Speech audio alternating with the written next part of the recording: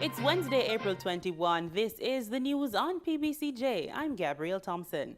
Cabinet has approved the procurement of a digital vaccination verification system. The work-from-home order expired May 31, 2020, and the Jamaican economy is slowly reopening. The Ministry of Health and Wellness says it is important to highlight the part personal responsibility plays in the fight against COVID-19.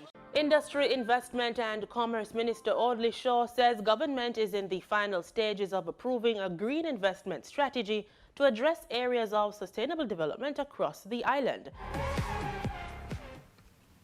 Welcome to Insight on the Jamaica News Network, JNN. I'm Gabrielle Thompson, filling in for Michael Sharp.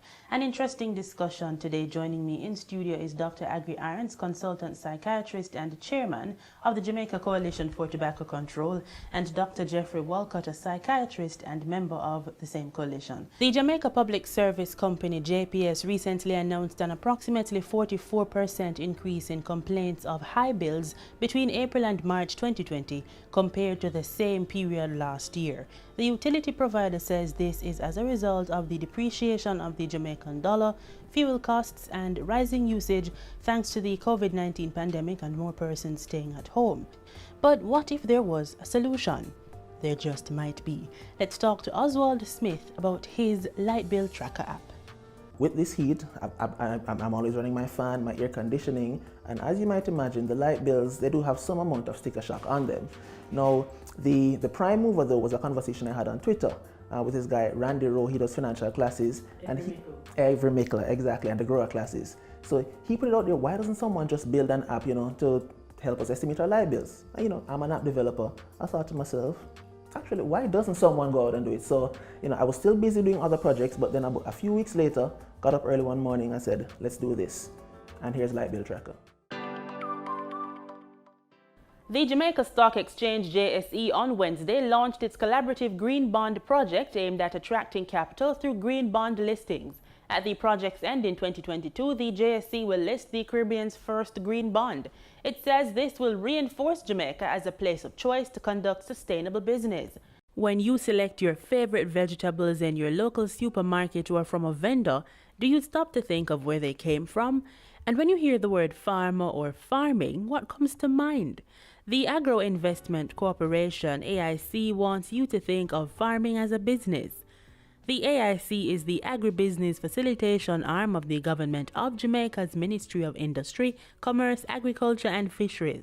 The corporation is responsible for stimulating, facilitating and developing agriculture through advisory and management. I have been doing farming here as well as in Clarendon. I love the fact that I'm working in the capacity as an agri-parks manager. In that way, I'm able to serve the farmers more as to good agricultural practices. And agriculture is my passion. It is something that I love, so I enjoy doing it. There's a popular adage you probably know. It says there are two certainties in life, death and taxes. In an ongoing pandemic, death might be a possibility if you aren't careful, but taxes, those remain a certainty. This is where the Tax Administration Jamaica, TAJ, and its e-services platform comes in. In this video, I'll show you the easy and convenient process of submitting your S04 and S04A returns electronically. I'm Cheriton Bellamy, Taxpayer Education Officer at Tax Administration Jamaica, TAJ. On September 3, 2020, just about 36% of Jamaicans turned up at the polls to elect the next government. But exercising their franchise looked a bit different this time around thanks to the coronavirus pandemic. But with COVID protocols in place, the election was held. Sanitization stations, temperature checks, and social distancing. Instead of the usual social gatherings to await election results, Jamaicans were forced inside, and those social gatherings took place online. But one group of Jamaican coders and software developers called Codeware, they had a solution. The group created an interactive map of Jamaica complete with its constituencies and party members vying for seats with live results. In February, PBCJ spoke to Codeware member Nicholas Key to find out more.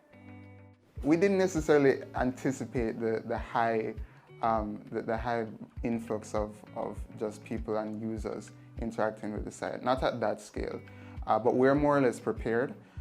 we were just extremely surprised at the end of the day.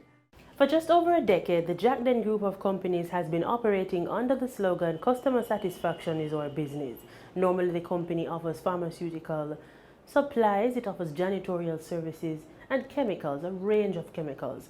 But as a result of the COVID-19 outbreak in Jamaica, the Jack Den Group of companies is now offering hand sanitizer made for Jamaicans in Jamaica.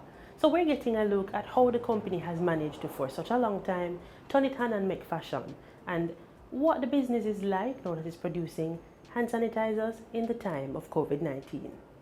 Our core business is janitorial services. However, we have seen some lateral growth over the years, and we are into a number of other areas: construction, garment manufacturing, chemicals, project management, to name the main things that we do right now. And with that, we bring an end to the newscast for today and for the year. On behalf of our entire production crew, we say thanks for making it PBCJ in 2021, and we take this opportunity to wish you a prosperous 2022. Keep watching and stay safe.